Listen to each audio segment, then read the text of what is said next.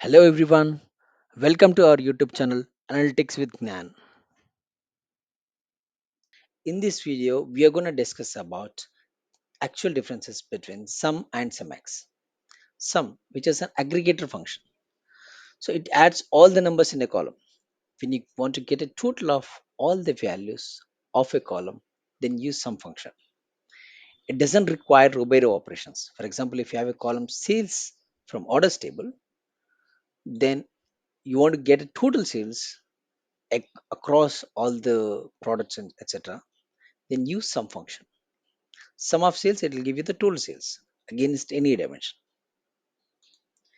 Then sumx, it's an iterator function. It returns the sum of an expression evaluated for each row in a table. When you have to do a calculation row by row, then you need to use sumx. For example, you have an expression here, you don't have a column. The expression is unit price multiplies quantity. I want to get a sum out of these expressions, then use sumx. So, okay, I want to get a sum out of this expression, not a single column, then use sumf. If you want to get a sum out of a column, then use sum. And it is an aggregator function. This is an iterator function, which it calculates for each row and sums up on for all the values. That's the difference. Okay, let's get on to this example with the proper examples. So we got multiple orders here. For each order, we can see that unit price and quantity. So we need a total revenue, right? So which is a unit price multiplies quantity, which gets the revenue, and we want the total out of it, right?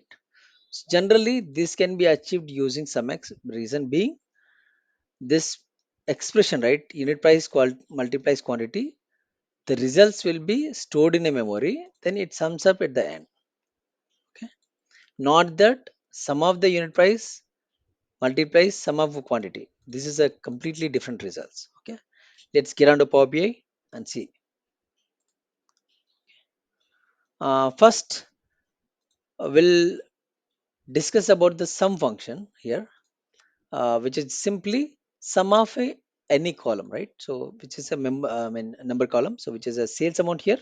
I would like to create a measure on sales amount. Okay, so click on new measure and write an expression. Before that, write a measure name, which is a total sales, and expression is sum of sales amount. Simple.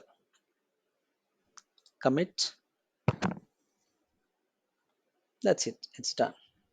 Let me bring that into a canvas and change that visual into the single row code. It's $29 million. That's correct. Okay. It's a sum function. And as we discussed just now, let us discuss about sumx, how we can implement it in the real time. I have another table called order details. Here, you could see that for each order, you can see that unit price and quantity. So I want this unit price should multiplies quantity for each order and sums up for all the values and show the results. That's what I want. Okay. So I'm going to create a measure.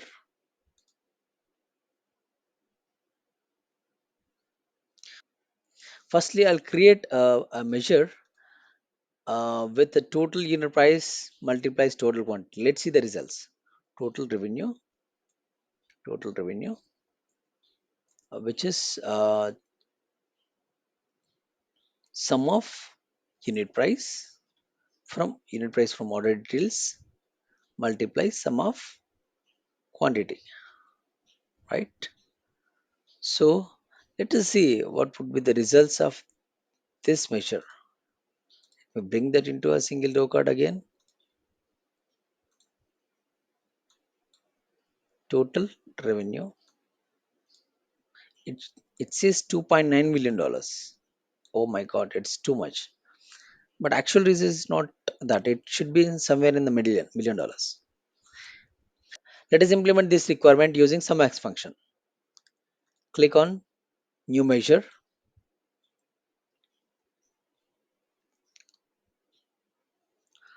Provide a measure name, total revenue. I'll say in braces, I'll use Sumx because I'm using the Sumx, and the expression is Sumx. Don't write quantity multiplies unit price. You have to write with the table. So you see that syntax here. You have to start with the table, order details, and the expression starts here. The expression is unit price multiplies quantity. Okay, that's an expression. Let us commit. Bring this value into another single record. Total revenue sum X.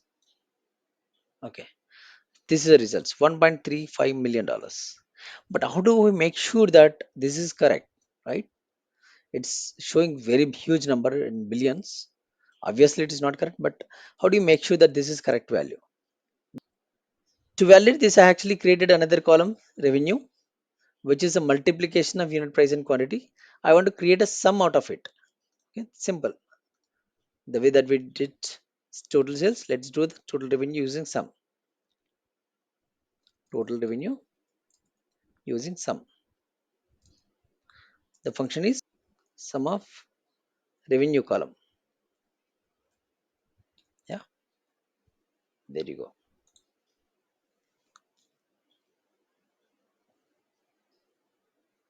Let's bring that into another single record.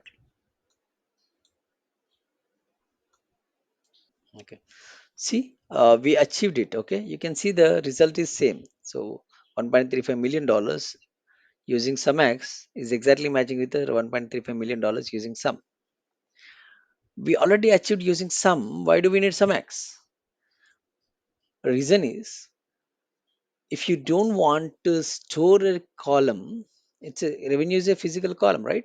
It appears in as a column here. A fact table generally consists of a huge number of records.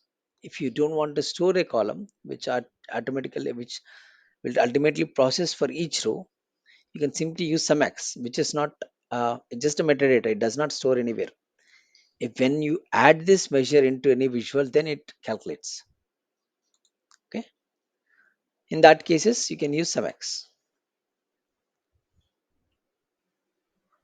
Hope you got the concept. This is my first video from this channel.